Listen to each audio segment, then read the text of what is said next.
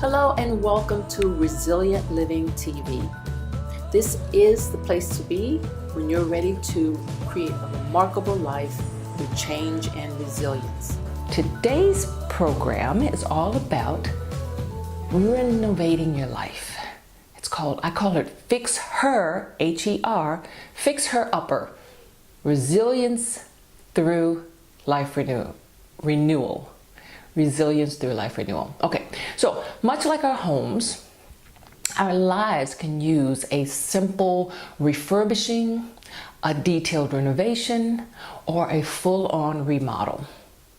The task of tearing out old, outdated beliefs and behaviors that no longer or maybe never really served or allowed you to open up to new, fresh ideas and habits.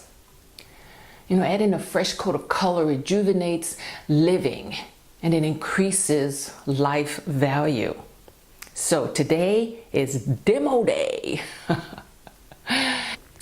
But one of the most common reasons people renovate their homes is because there's been a lifestyle change, you know, an upcoming wedding, a new baby, or the grown kids have moved away.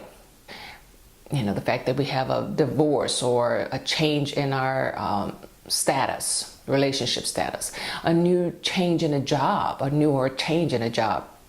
Or finally, we're just tired of neglecting ourselves. So we may not need a lot of work, but just like in a home renovation, there are levels of life renovation, so to say. But let me start by clarifying what's the difference between a refurbishment, a renovation, and a remodel. Now, a refurbishment is like doing a makeover. You're brightening and freshening up, adding some paint, repairing, and cleaning, and to make it look new again or revived. It's that new haircut, a new wardrobe, the way of doing your makeup that makes you feel better and about how you present yourself, how you show up in the world, okay? Now, a renovation is with a lifestyle change. So you're restoring to good condition, making new as if, make it new or as if it's new again. It's including some painting, refacing cabinets, installing new fixtures or finishes, that kind of stuff. The original design is not altered, drastically anyway, but rather it's updated to a new standard. So in us, it's like losing a few pounds along with that makeover and adopting like a healthier diet, a healthy way of living. So you make changes in how you're living. Okay, now a remodel is like a life overhaul. Alter the structure, you change the use of the space. It involves complex design considerations in construction, electrical, plumbing. So how does that relate to a life? Well, you get back to your desired weight. You adopt a healthier lifestyle and stick to it. Now, along with that makeover, you also get a new wardrobe and you change your attitude and the way of being.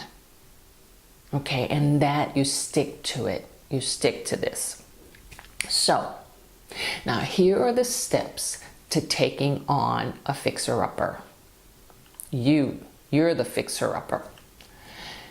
You make a plan. Now, just like you wouldn't go into a house and just start knocking down walls that you don't know if they're load-bearing or whatever, and it could just come crashing down on you, you want to assess what you'd like to renovate and set priorities.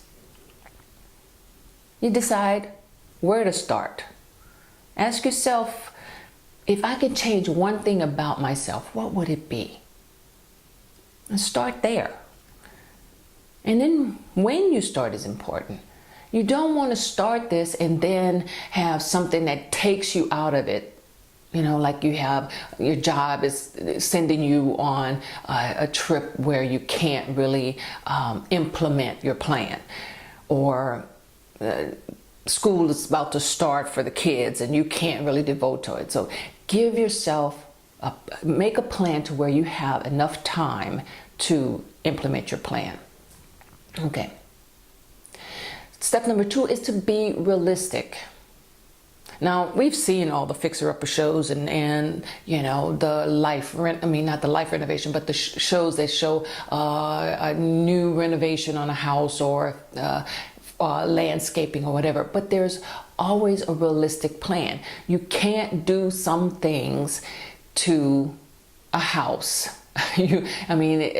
You're limited with budget, with space, with licensing and approvals from the city. So you need to be realistic. Starting a fixer-up requires a realistic idea of what you can and want to accomplish. You see your renovation in stages. You take steps, just like in anything else. Okay, step number 1 is to what? Step number 2 is to, you lay out your plan in steps. And do your research. Talk to friends who have also gone through a life change and ask them what to expect. Clip photos out of magazines that represent the kind of life you want, the kind of body you want, the kind of healthy lifestyle you want. Create a vision board. I've got a course on that, so check out the course, Creating a Love Vision Board, and you can apply those same steps to creating an all-over vision board, every aspect of your life. Now, it's time to start your demolition. And once you're ready, it's demo time, baby. Begin by paying attention to your thoughts and your actions that could sabotage your plan, that can knock holes in your plan. You want to demo the things that are not serving you. You want to get rid of all of that stuff, not your foundation, not the good stuff. So work behind the walls, check the emotional and mental wiring, and make sure that there's no short circuits or old wiring that will short circuit your progress.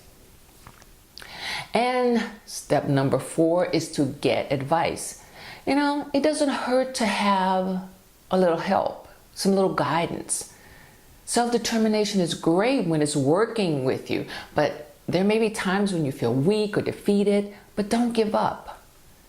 Have a support system that you can call and for encouragement or inspiration. It takes a good friend to remind you that you will love the outcome once you finish your renovation.